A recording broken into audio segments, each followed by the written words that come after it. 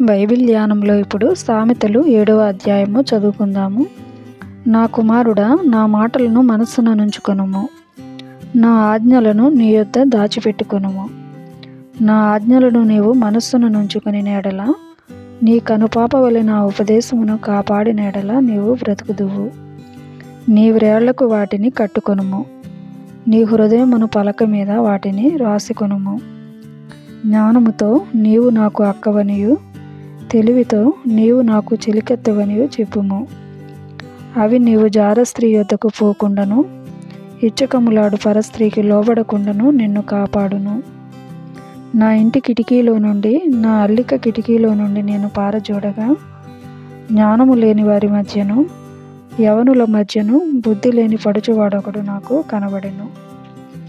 సంధ్యవేళ ప్రొద్దు గురింకిన తరువాత, చిమ్మ చీకటి గల రాత్రివేళ, వాడు జార స్త్రీ సందు దగ్గరనున్న వీధిలో తిరుగుచుండెను, దాని ఇంటి మార్గమున నడుచుచుండెను.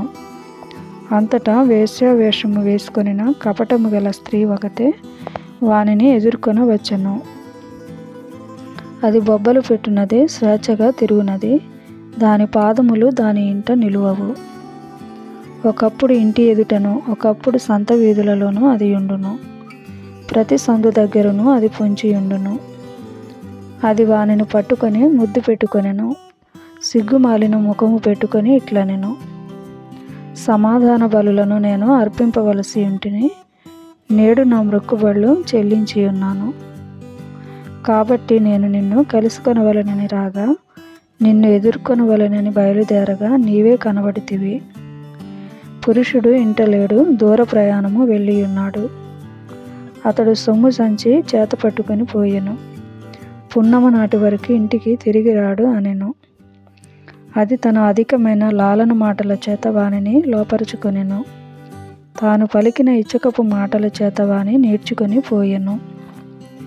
వెంటనే పశువు వదకు పోవునట్లును, పరుల చేజిక్కిన వాడు సంఖ్యలలోనికి పోవునట్లును, తనకు ప్రాణహానికరమైనదని ఎరుగక ఉరి యొద్దకు పక్షి త్వరపడినట్లును, వాని గుండెను అంబు చీల్చు వరకు వాడు దాని వెంట పోయెను. నా కుమారులారా చెవియొగ్గుడి, నా నోటి మాటలు నాలకింపుడి. జారస్త్రీ మార్గముల తట్టు నీ మనస్సు తొలగనీయకుము. దారి తప్పి అది నడుచు త్రోవలలోనికి పోకుము. అది గాయపరిచి పడద్రోసిన వారు అనేకులు, అది చంపిన వారు లెక్కలేనంతమంది. దాని ఇల్లు పాతాళమునకు పోవు మార్గము, ఆ మార్గము మరణశాలలకు దిగిపోవును.